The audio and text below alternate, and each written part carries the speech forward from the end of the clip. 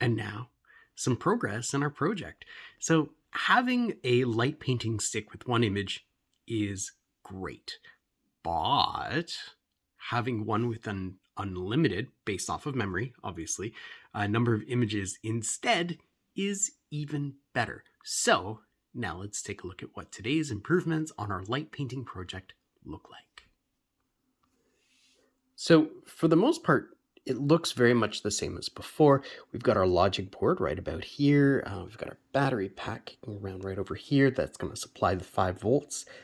We also have a new piece. So you might notice I've got these yellow wires that are kicking out to about here. And here we have our momentary switches. So I have them currently plugged into digital pins 9 and 12. They could be any other pins. I just happen to pick these. So the current is going to flow out from here, go through our momentary switches, and then go over to ground on the other side, because electricity always wants to flow to ground. And now I have 2 switches. I have one that's going to pull the value up, the value of what image number we're on, and one that's going to pull the value of the image number down. Well, why? Why am I pulling a number up and a number down? And for that, we had to make a little bit of a change to the code. So let's take a look at that.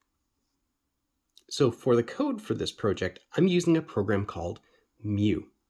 And what happens is when I plug in my logic board, my computer views it as a drive. Just like you'd have a hard drive, this logic board now is its own hard drive, and it has about 8 megabytes of memory. Now, fortunately, the images for what I'm building are very, very small. And we can see right on line 15 right over here that I have 2. I have a rainbow BMP and Blinka, which is a little snake, which eventually when we see this on a housing we can wave around, we'll be able to see the snake in the air. I can see it roughly when I shake this a little bit, but I'd like to show you something that looks more impressive. So now we've got our image list. Now these lists of images, they always start at 0. So even though we have 2 items here, 1, 2, how we count them is 0 and 1. So that means I could have any number of images in this list and I could count up from 0. Now over here, I actually start this on my snake image, which is going to be purple.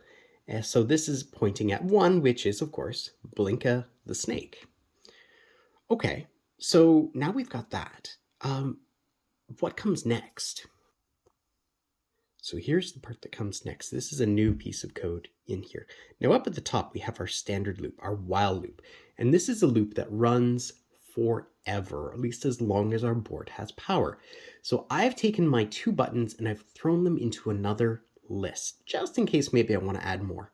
And inside of here, I am checking to see if either of these buttons have a value, which I'm calling I, which can be either 0 or 1. So I have my 0 button or my 1 button. If it's my 1 button, then I'm going to push my current image reference number up. And if it's my 0 button, if it's my 1 button, I'll push it up. If it's my 0 button, I'll push it down.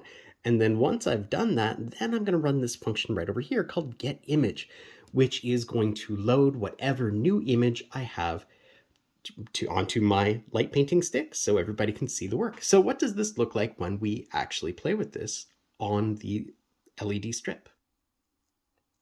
And in this angle shot, we can see our LED strip all the way back here, and we can also see our 2 buttons here.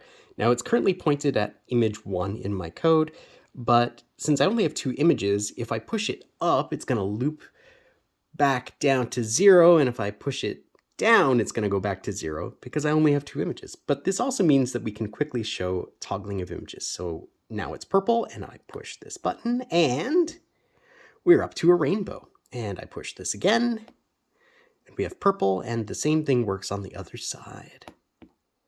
Push it up, haha, and there we go. Give it a solid button click, and purple once again. So as with all projects, it's all made out of little steps forward. So now we know that we have button control, we have multiple images, and we have power. We have looping that's going to run through the same image until we get it to change. And if I add 10, 20, 30 more images on there, it won't make a difference. I'll still have lots of room, and I'll be able to see them whenever I call them. All right, next step is going to be housing. See you in a future video. Cheers.